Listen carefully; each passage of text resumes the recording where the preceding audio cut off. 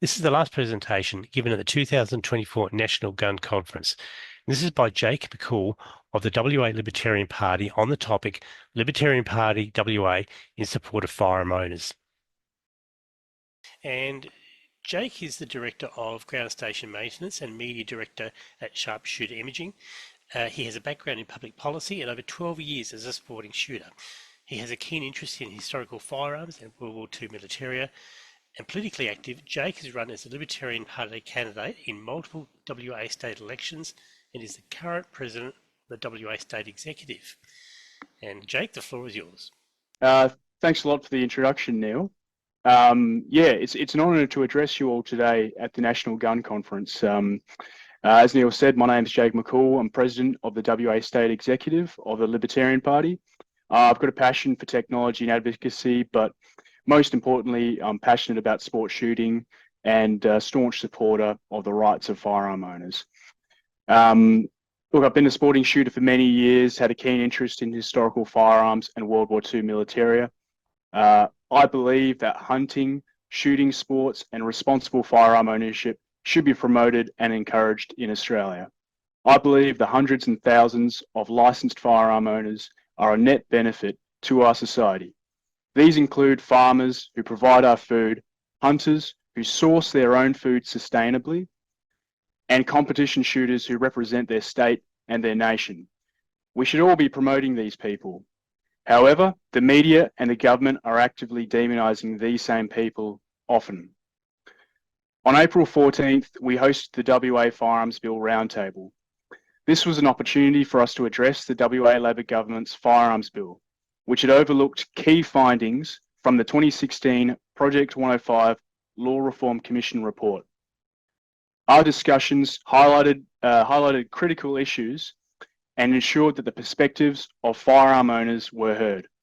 We had a great lineup of speakers, such as Dr. Augusto Zimmerman, the former Law Reform Commissioner of WA, Lance French of SGS Industries, Ralph Foley of Conservation Australia, and Shooters Union WA representative Steve Harrison.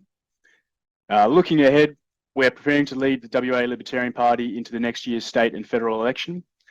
We need to provide a strong, articulate voice for firearm owners and advocate for rational, evidence-based firearm legislation, much like David Lionhelm was discussing earlier, while upholding the libertarian values of individual liberty, limited government, and free markets. You might ask, what can firearm owners and supporters do? My answer to that is the 5 following points. Number 1, get informed. Keep up to date with the laws and regulations affecting our rights. Participate in discussions and forums like this.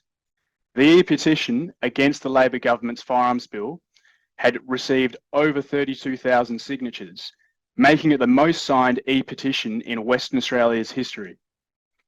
Number 2, take a closer look at all the political parties. Look beyond superficial gestures and focus on federal and state policies and principles on firearm ownership. Does this party have consistency in their values? Question if their support is conditional and easily swayed by special interest groups. Number 3, become an advocate. Volunteer and engage with your networks. Use social media, support those advocating for your rights, engage with local representatives and policymakers to ensure our voices are heard. Number 4, set high standards. Demonstrate responsible firearm ownership through safe practices, proper storage, and setting high standards for yourself and for others. Number 5, join the community. Connect with fellow firearm owners and advocacy groups. A united community is more effective in driving change and defending our rights, much like was discussed by the other speakers here today. Together, we can make a meaningful impact. Thank you for your time. Okay, thank you for that, Jake. And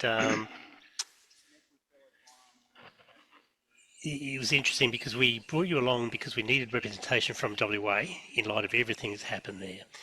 And I think, in fact, I'm looking at an article from an ABC paper over there, which, to illustrate what the problem is, there was a forum that the Nationals also held. I saw your forum, which was really good because it actually allowed a lot of the issues concerned to be tabled. The WA Nationals forum in the Goldfields actually resulted in the police minister, Paul Papalia, coming out and basically saying, there's nothing to see here. There's been a long consultation process. We've been consulting since 2014. There's been a committee in the upper house that's helped inform the bill, and they helped to rewrite the acts. That process was 2.5 years. There's been town hall meetings with firearm clubs and police. There was nothing to see here. That's rather extraordinary, and that's why I'm interested to get your perspective on what you've seen. Oh, well, my understanding is that they've communicated that they have had these discussions, but I have strong doubts about how much communication actually took place. I've spoken to some of the representatives as quoted by the police minister that they've consulted with, and sometimes they're talking about just an email, pretty stock standard template type of an email, and they consider that as lengthy consultation. It wasn't even that kind. I mean, I'm going to open this up in a minute to others, but I think everybody around here has seen sort of what's happened in WA, and the consultation was one way. We couldn't even get an extension on the consultation, submission date. I think it was out for 4 weeks or something. So, yeah, thank you for that. Is there anybody else who would like to comment, ask a question? I wouldn't mind it, because I met with some of the organisers. I've been over to the WA SHOT Show. I'm very aware of the issues. I think you're dead right, Jake, about having to get political on this case. There's, I think, 83,000 law-abiding firearm owners in Western Australia. Many of them are in the southwest of Perth, obviously in the regions, but in terms of making a political impact, getting some targeted, a bit like what I've been at Sheepfence, and WA's over here with the Keep the Sheep group, for instance, and it's had a wonderfully successful social media campaign that's really galvanised the Western Australian community about an industry that's being shut down. Similar thing concerns with the law-abiding firearm owners in WA, a way to tap in a similar community way and activating those 83,000 voters heading into, is it March next year, Jake? That's correct, March. Yeah. I mean, there's a lot of mischief you can make in that period of time, as long as you don't spread yourself too thin, both people power, but on your message, because we can all get into the weeds on technicalities very easily, and then the public's eyes glaze over.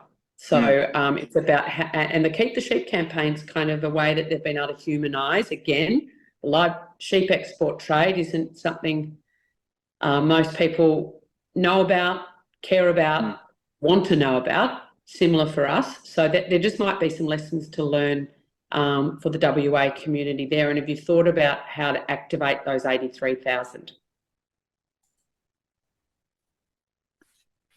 Certainly, I think there's definitely a need to activate those members. I think there has been somewhat activation. As I mentioned earlier, there was at least 32,000 signatures on that e-petition in Western Australia, making it the most signed e-petition in Western Australia's history. So I think the shooters here are definitely becoming activated, and we need to keep up that uptick in motivation, political motivation in the shooters here.